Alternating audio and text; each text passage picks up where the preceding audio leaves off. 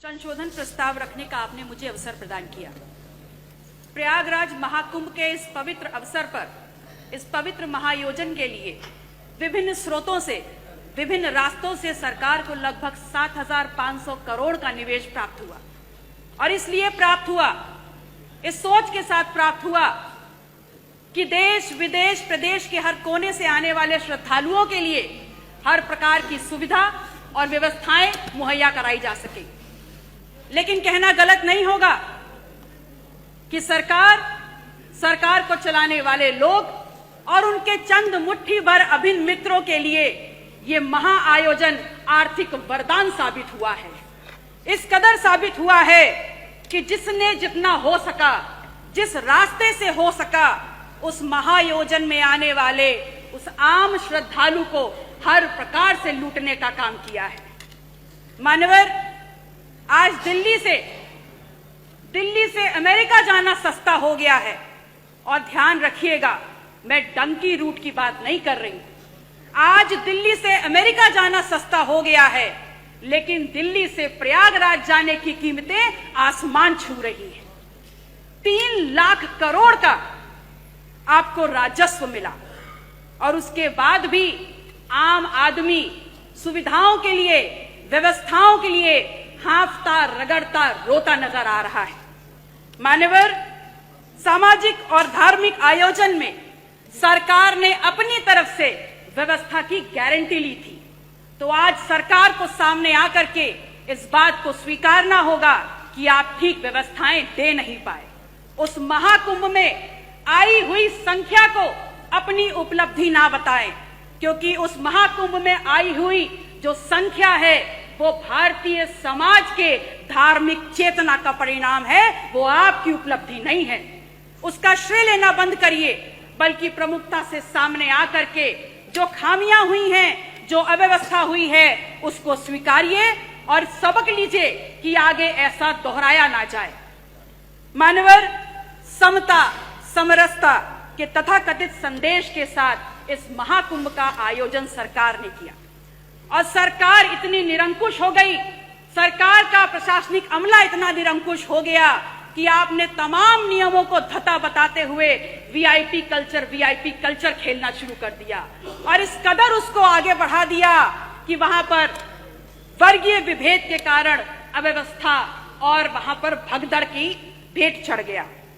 आम जन की आस्था, आम जन की भावनाएं के साथ जो खिलवाड़ हुआ है वो महज निंदनीय मात्र नहीं है, बल्कि एक पाप है। और वो पाप इस कदर है कि किसी भी प्रकार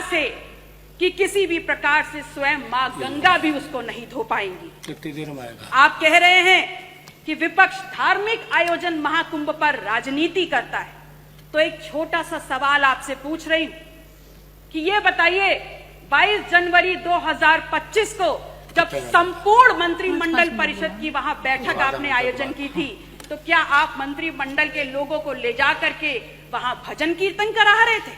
वो भी तो एक राजनीतिक बैठक थी ना। तो फिर राजनीति विपक्ष कैसे कर रहा है?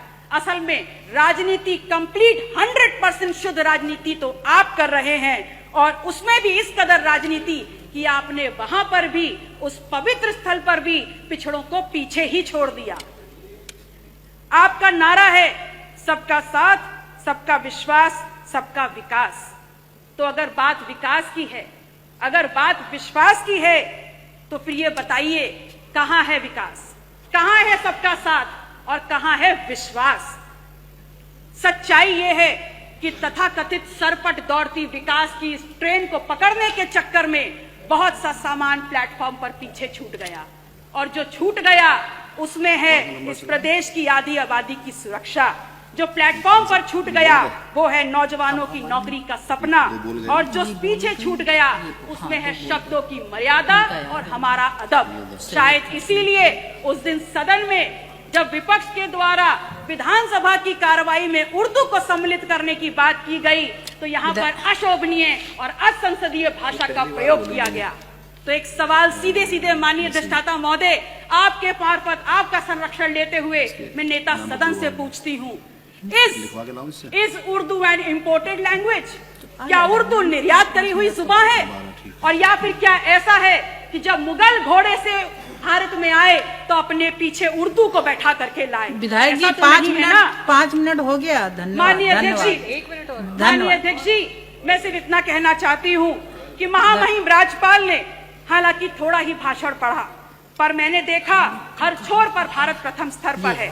बड़ी प्रसन्नता हुई और अगले ही पल ये भी समझ में आ गया कि माननीय राज्यपाल महोदय की क्या गलती है। वो तो बहुत दूर से आई हैं। असल में उनको जो झूठा सच्चा लिख के दे दिया गया, उन्होंने पढ़ने का काम किया।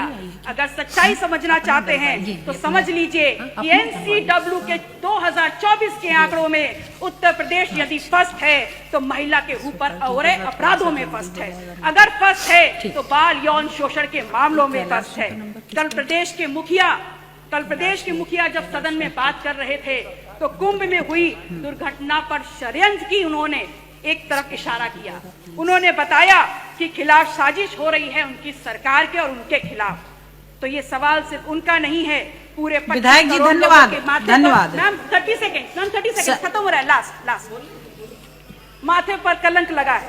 यह सिर्फ सरकार को बदनाम करने का शिकंजा नहीं है, अपितु ये समूचे उत्तर प्रदेश, पूरे सदन, चाहे पक्ष के लोग हो चाहे विपक्ष के लोग हो, ये पूरे उत्तर प्रदेश की गरिमा पर प्रहार है। कुंभ न सरकार का आयोजन है न भारतीय जनता पार्टी का आयोजन। ये कुंभ भारत की सांस्कृतिक विरासत है, भारतीय समाज के विभिन्न आध्यात्मिक विचारों का आयोजन है और उत्तर प्रदेश सदैव इस आयोजन की आने वाले श्रद्धालुओं की मेजबानी करता रहा है। और अंत में मैं सरकार से मांग करती हूँ कि जो लोग भी षड्यंत्र में शामिल हैं उनके नाम सामने लाए जाएं, उनको कठोरतम सजा दी जाए। माननीय अध्यक्षता महोदय, समय की बाध्यता है, मैं आपसे निवेदन करूंगी कि अपने क्षेत्र सिराथू से संबंधित जितने भी प्रस्ताव हैं मैं टेबल कर रही हूं, कृपया उनको मेरे वक्तव्य के साथ जोड़ने का कष्ट करें। नमो बुद्धाय, जय संविधान।